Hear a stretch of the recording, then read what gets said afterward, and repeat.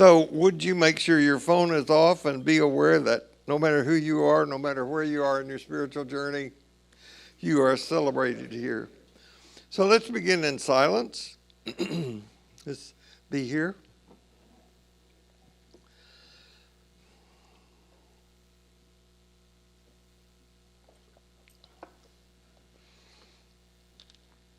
And may grace be in our heads and in our thinking. May grace be in our eyes and in our seeing. May grace be in our ears and in our hearing. May grace be in my mouth and in my speaking today. May grace be in our hearts and in our understanding. And may grace be at our ends and at our departing. Okay, climate change,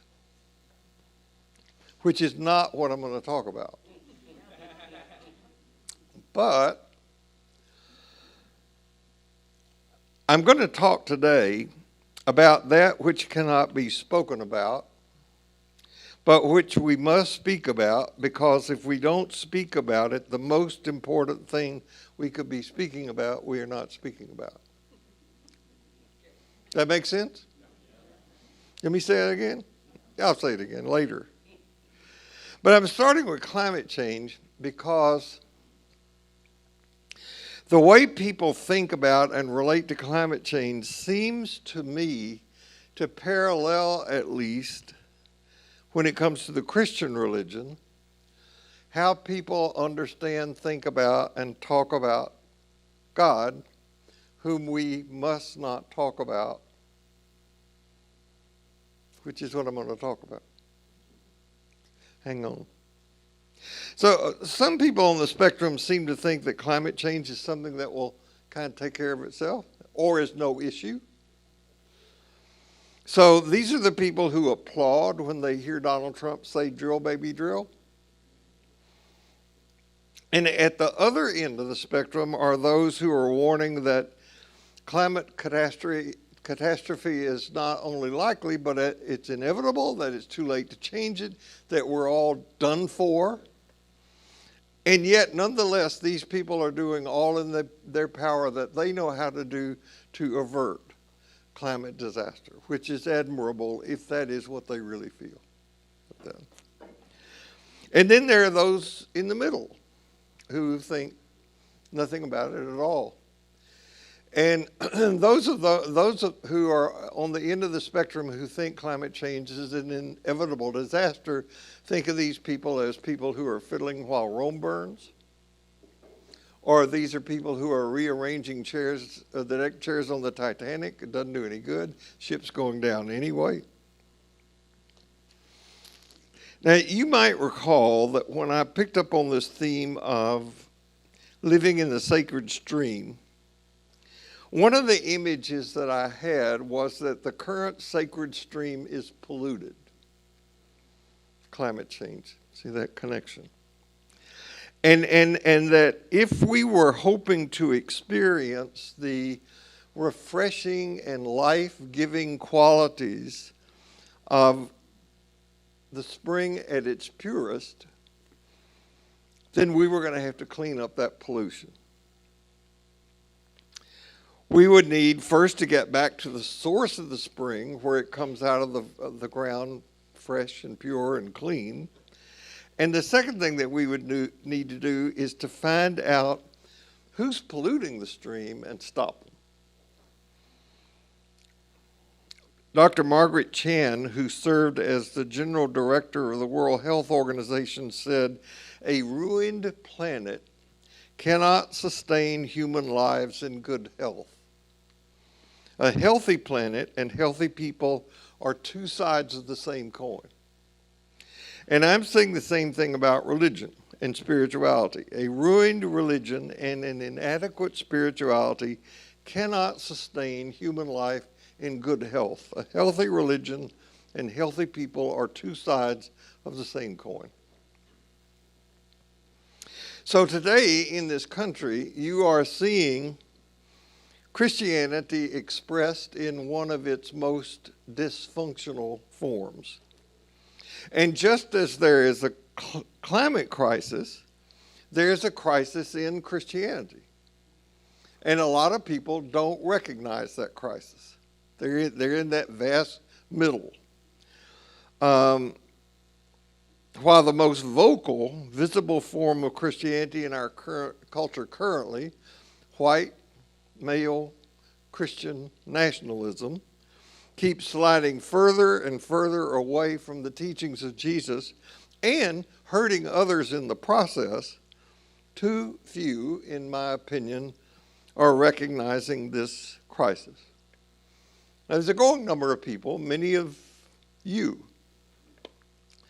who are either here personally or you're watching virtually, who have simply walked away from the church. A gathering like this is okay, but you don't have much hope for the church.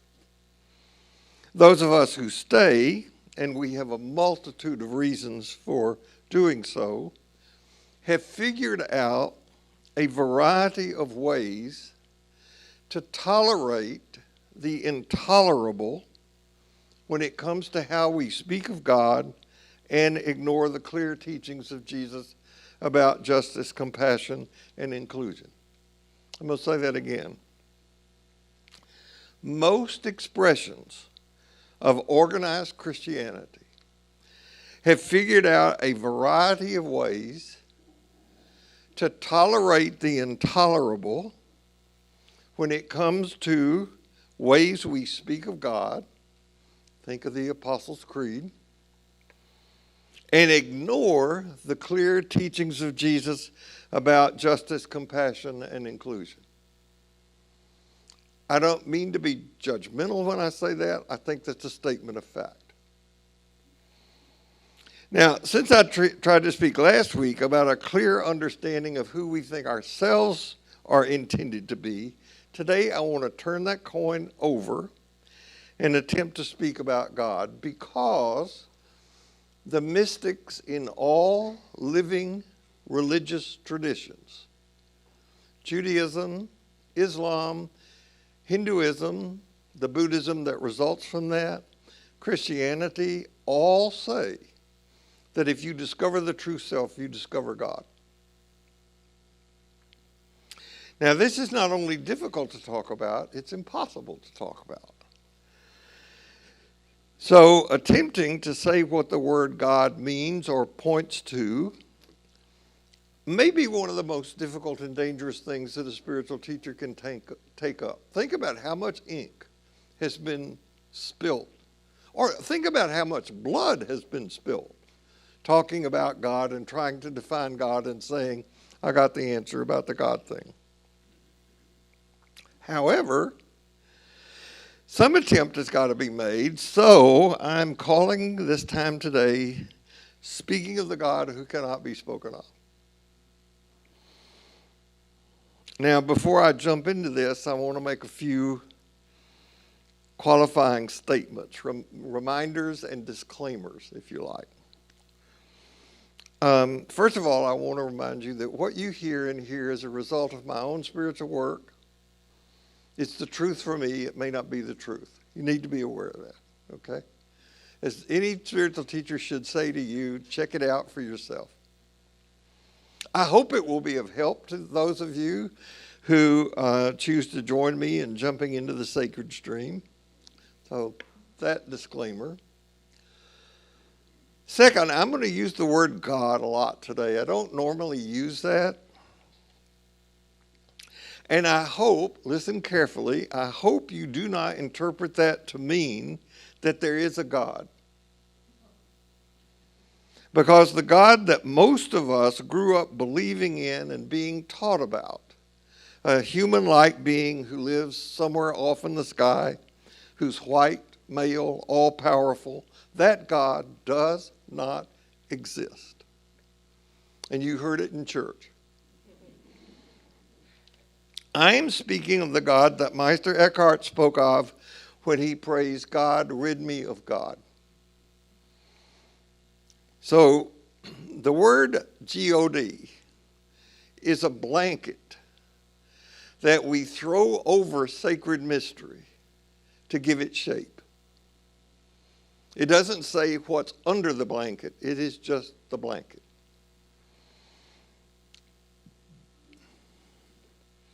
Third, and this may be the most important thing to keep in mind about this time today, though I am using words to say what cannot be said, I am not trying to describe anything. Description may make up some of the stepping stones, but the ultimate goal is not description. The ultimate goal is transformation.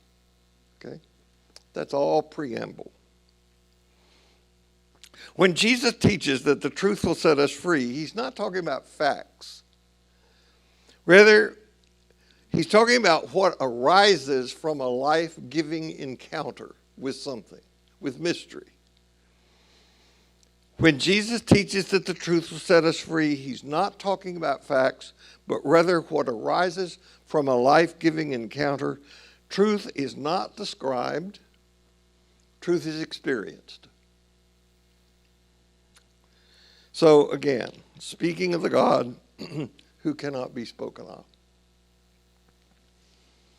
Jesus was walking outside the pearly gates one day, getting his exercise. And he saw this old man sitting on a bench, looking kind of forlorn. And Jesus went up to him and said, "My good man, why are you sitting here? Why haven't you gone in through the gates?" And the old man said, "Well, I'm waiting for my son. He should be here soon." And Jesus said, "Well, I know a lot of people. Maybe I know him. Describe your son." And the old man said, "Well, sadly, we lost touch when he was around 12. I think he was a carpenter like me. I know he went around doing good. People told stories about him. There were even stories of miracles.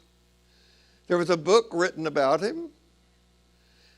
And this old man went on, tears welled up in Jesus' eyes, and he looked at the old man and he said, "Dad?" And the old man stood up and held out his hands, and tears were in his eyes, and he said, "Pinocchio?"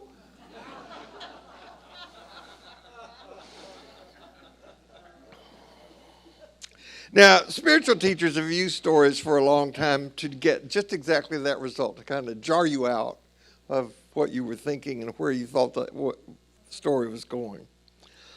A favorite story that preachers used to love to tell, and may still do, was the one about the little girl who was busy at the kitchen table, big sheet of paper, had her crayons out, and she was drawing, and her father said, "Honey, what are you doing?" And she said, "I'm drawing a picture of God." And her father, with his mansplaining stance, said, "Well, honey, no one knows what God looks like." And she said, "Well, they will when I'm through."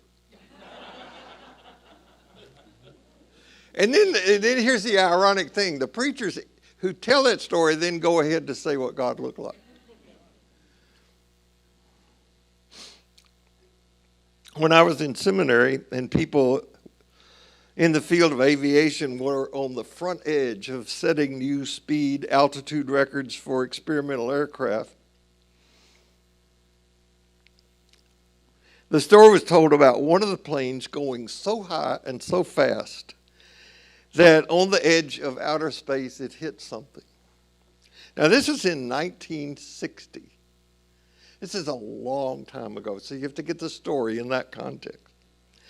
And after recovering from the shock, the test pilot realized that he had picked up a passenger. He had hit an angel.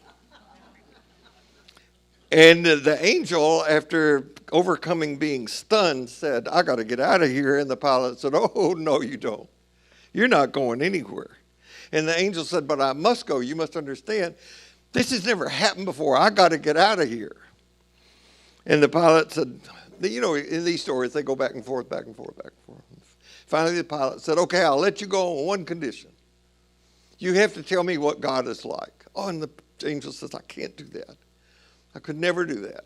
It's against the rules." And this argument again goes back and forth as they go in stories like this.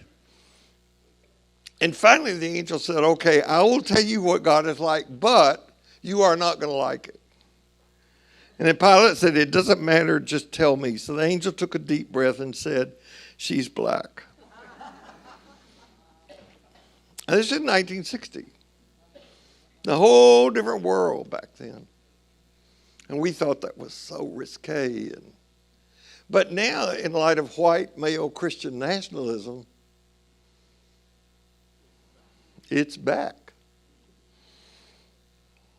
So it came to pass that a Christian mystic, like Meister Eckhart, a senior minister of a proper Protestant church,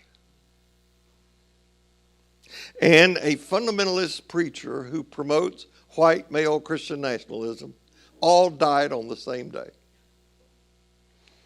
And after their deaths, they awake to find themselves approaching the pearly gates, where they are greeted by St. Peter. And St. Peter informs each of them that before entering through the pearly gates, they have to go through an interview with Jesus. And the first to be called forward is the Christian mystic.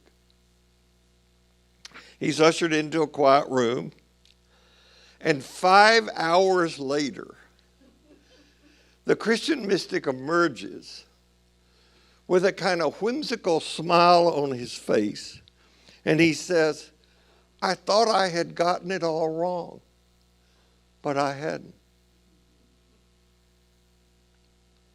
Then Peter signals for the proper progressive Protestant pastor, who stands up and enters the room. And after a full day, the proper Protestant pastor emerges and says to himself, but loud enough for the others to hear, "How could I have been so foolish?" Finally, St. Peter asks the fundamentalist to follow him. The fundamentalist picks up his well-worn Bible, walks into the room. Several days pass. Finally, the door swings open and Jesus himself appears, swearing under his breath and saying, "How could I have gotten it all so wrong?" It's a great story. It's not original with me, but I just found it. This story details two different ways people have of approaching religion. The first is represented by the mystic, who is very committed to his tradition, while acknowledging all the while that no matter what he thinks, no matter what he says, it will always fall short of what the truth is. Now, this approach doesn't deny the existence or the possibility of a relationship with God, nor does it imply that we cannot commit passionately to something. It simply acknowledges that the relationship we have with God cannot be reduced to our understanding of that relationship. Got it? Now, the second way of approaching religious tradition is represented by the proper Protestant pastor and by the fundamentalist. They both reflect idolatry, because they each believe that their ideas actually represent the way that God and the world really operate. The stance represented by the one I'm calling the proper Protestant pastor is a kind of unintentional idolatry. It is what theologian Peter Rollins calls a weak form of idolatry, because when the pastor is actually in the presence of Jesus, all his ideas evaporate. I got it wrong.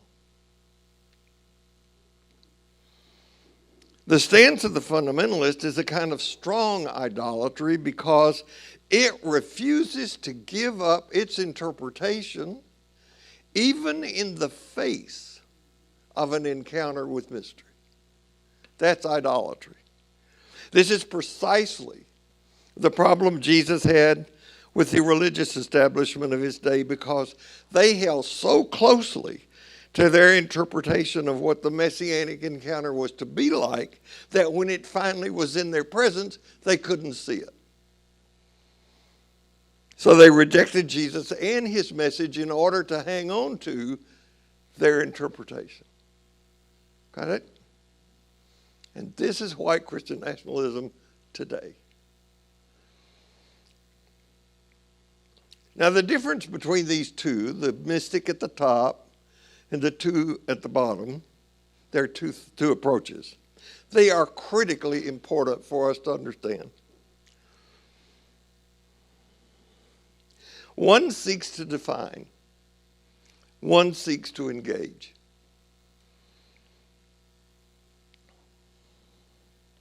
And though some of what I'm going to say in the next few minutes will sound as if I am speaking about God, I want you to know, and I want you to know that I know, and hope you will know as well, that I cannot speak of God.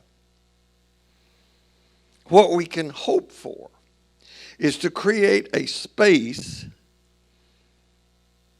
that God speaks into and through. Or to put it another way, we do not master God talk. We are mastered by God talk.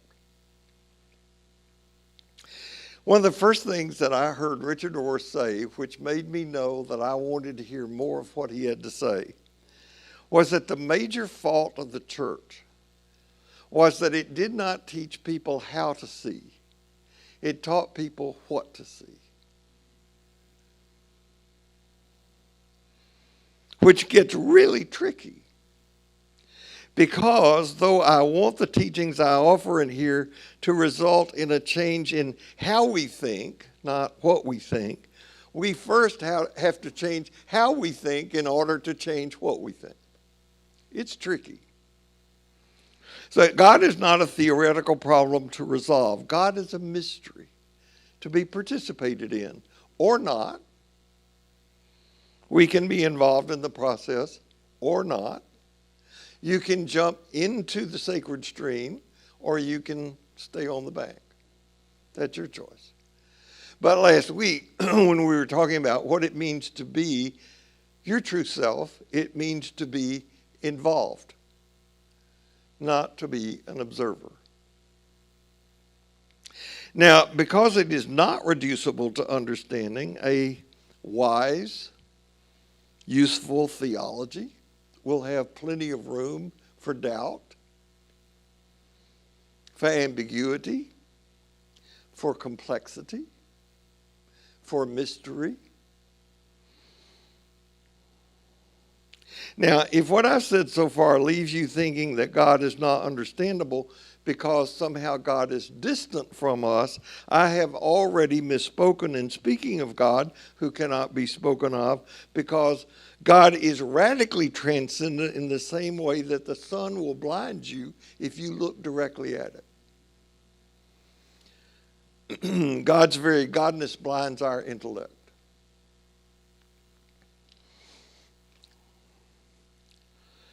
Years ago, before I heard of Meister Eckhart or had an encounter with Jim Finley, I heard a theologian give a lecture that really spoke to me. And the lecture was called The Anonymous God. I loved it. It was just wonderful. He was a great speaker. He was very smart, very erudite, very funny. And I walked away from that feeling enlightened. He talked about God in the places in the Hebrew scripture where God would not show himself, except in symbolic form. God's a burning bush. God hides Moses in the cleft of the rock. God's a still small voice. God was somebody like someone in the witness protection program. You know they exist, but not where. And if there were a photo of them on the TV, the face would be blurred out, so you couldn't see it. And then I took a class from Jim Finley called Following the Mystics Through the Narrow Gates. And I realized that the word anonymity is not the right word to apply to God. God is not anonymous. And the word that I got from Peter Rollins is the word is hyperanonymity. You know, it's not in my spell checker and it's not in the dictionary. What it means is that instead of our understanding being limited by the absence of God, if we're honest, open, and willing, we are short-circuited in the presence of God. God is hyper anonymous. Now, this is the sense of God that the church is mostly lost. The crisis in this country caused by Christian nationalism and the white supremacy nonsense not only allows but encourages and promotes the idolatry of the proper Protestant pastor and the fundamentalist preacher. And what laid the foundation for this perversion of faith is the dearth of teaching that has led so many people to be religiously and biblically illiterate. You know, in order to be here today, I had to move my ordination from the American Baptist denomination to the United Methodist denomination.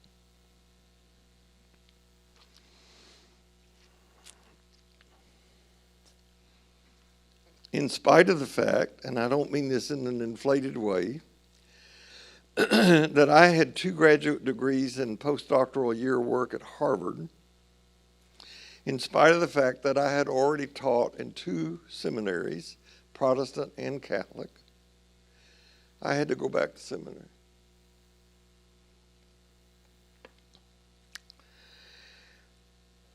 This is part of the Methodist obsessive compulsive disorder. John Wesley wrote down when he went to the bathroom.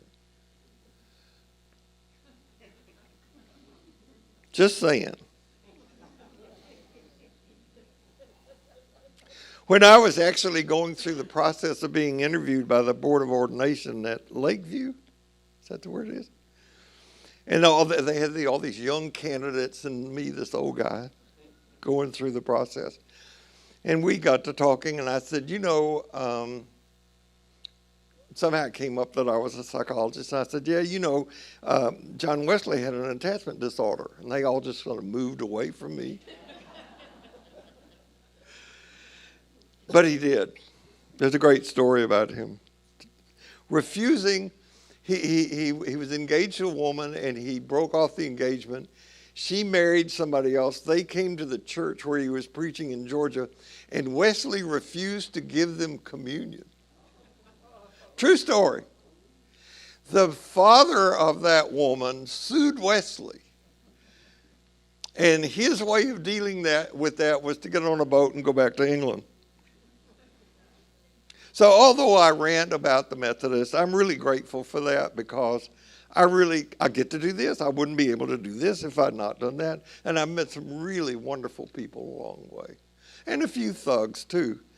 But they have mostly gone to the other way now. They're playing in another sandbox. Anyway, when I was getting educated about the Methodist, I learned about the Wesleyan quadrilateral. How many of you have ever heard that word? Not nearly enough. Quadrilateral means 4 things. The Wesleyan Methodist quadrilateral was a term that theologian Albert Outler at SMU, Perkins came up with. I think he was at Perkins. And it consists of course, 4 things. And those 4 things that you can see are scripture, tradition, reason, and experience. Now, on this particular slide, which I got off the internet, you will notice that scripture is the container that holds the other 3. It could have been the other way around because scripture grows out of experience, right? And I think this is risky because any idiot can interpret the Bible however they want to. But that's the way it is. This is the Wesleyan quadrilateral.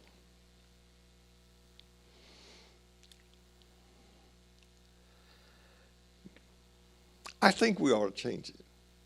Not get rid of it. But just as I want to say one more thing about Scripture. I want somebody who, if they're going to operate on me, to be a trained surgeon. And the same thing is what I want when somebody is interpreting the Bible. I want them to be the best scholar possible to do that interpretation, rather than somebody who's just using a Bible verse to prove a point. So I'm led, using the Methodist quadrilateral, to suggest that we have 4 additional things added to it: science, art, culture, and technology. And this would lead us to have the Methodist quadrilateral, or octolateral, because there would be 4 things. Don't bet on this taking place.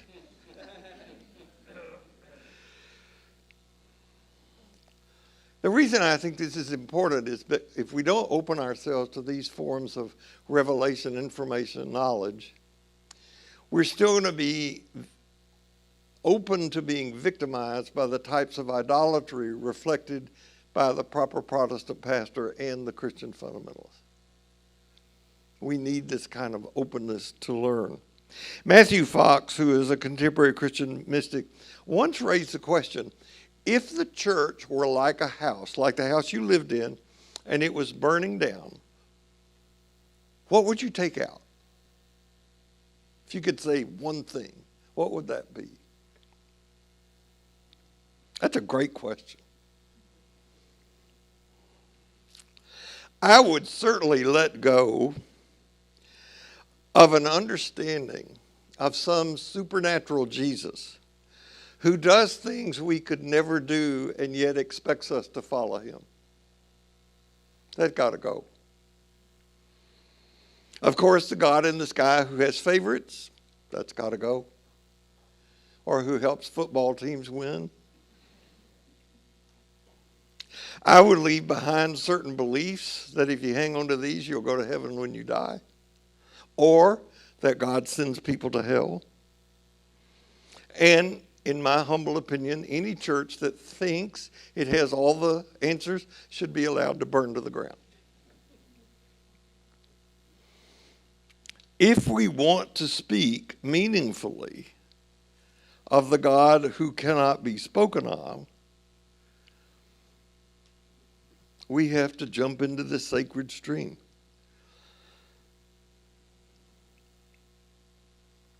Now, you might gather that, though the word journey is acceptable for our religious and spiritual work, I'm currently preferring this metaphor because the stream is not something we take, it takes us.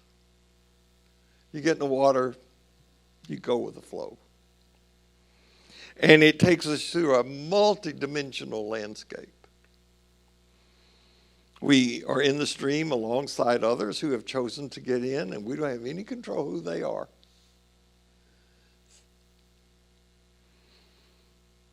Some have chosen to get in. Some have been dislodged from their eddies. And then there are other creatures in the water. There are other things in the water. Sometimes we float down a lazy river on a Sunday afternoon, and it's just wonderful. And sometimes we go over harrowing rapids, like in the Grand Canyon, 40 feet down, with all the risk that pertains. Sometimes we experience pain from the journey, sometimes joy. It can be like that storm that came through Thursday night. It can be terrifying and awesome. We're not directionalists because we're going with the stream. And we can draw on the wisdom and experience of others in the stream with us, as well as giving what we know for the benefit of others. There's a saying in Buddhism that a candle can light 1,000 other candles without losing any of its own illumination.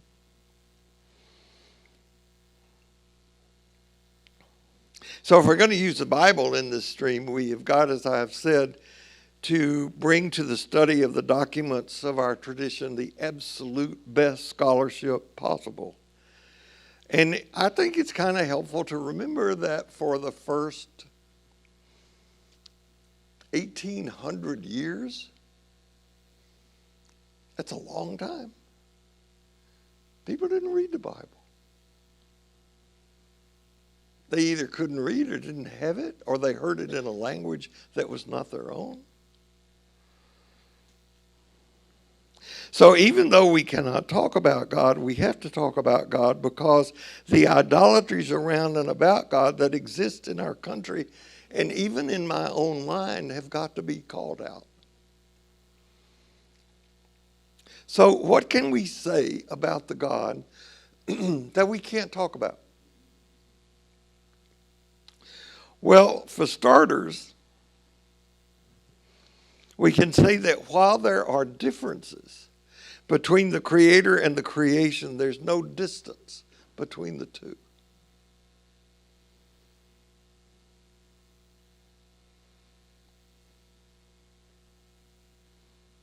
This is what enables the Christian mystic to say, though I am not God, I am not other than God either.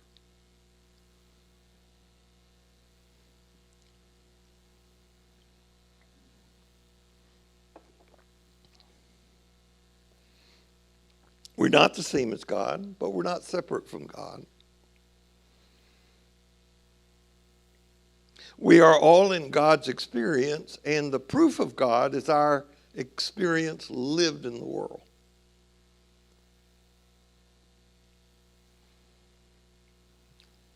Is there a God? Well, that will be evidenced by how we make God alive in the world by acts of love, kindness, compassion.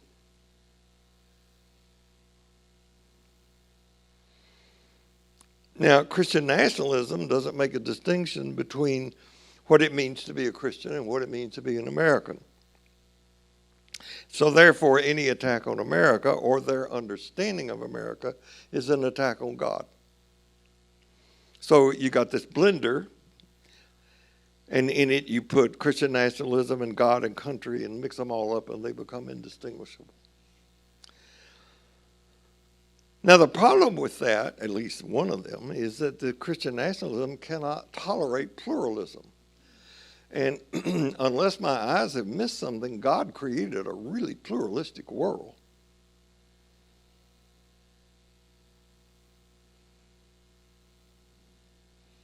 God doesn't prize uniformity. God distrusts diversity. I mean, they distrust diversity. They are the ones who want to say, build the wall instead of how can we help?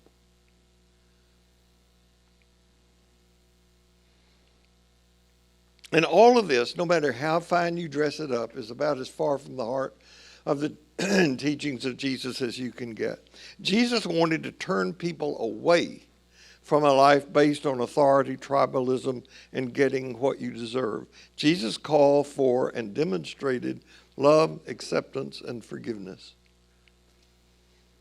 So if we claim that the major definition of this God about whom we cannot speak is love, what does love look like?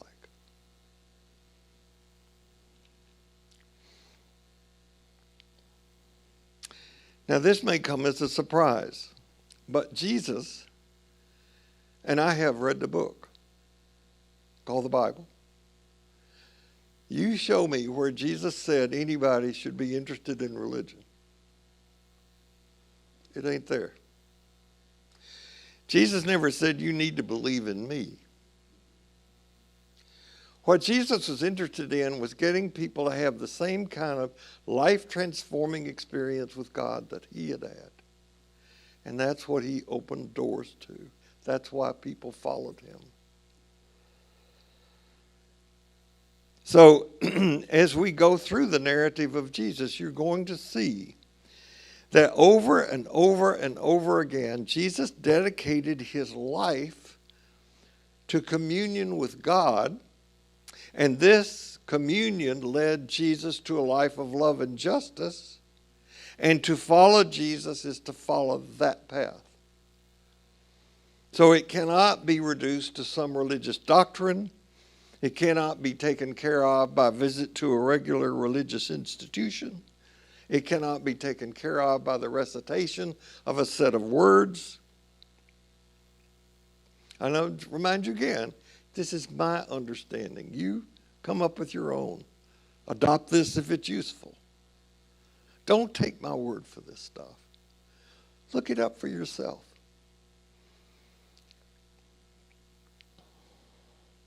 If you walk across the street to the Museum of Fine Arts and you see one of the amazing pieces of artwork there,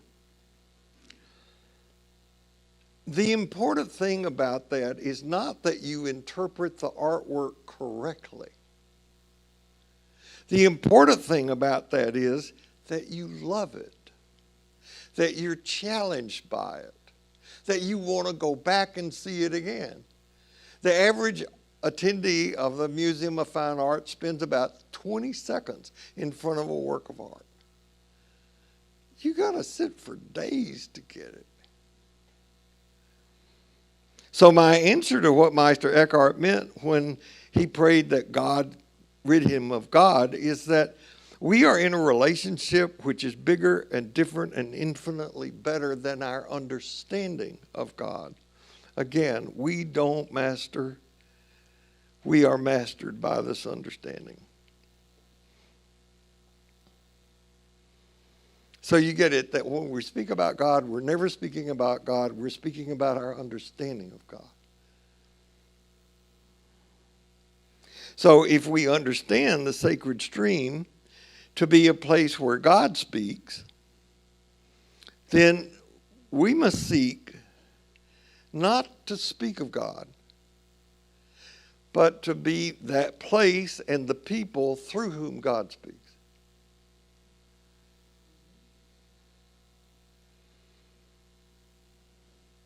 So the change is not so much in what we think.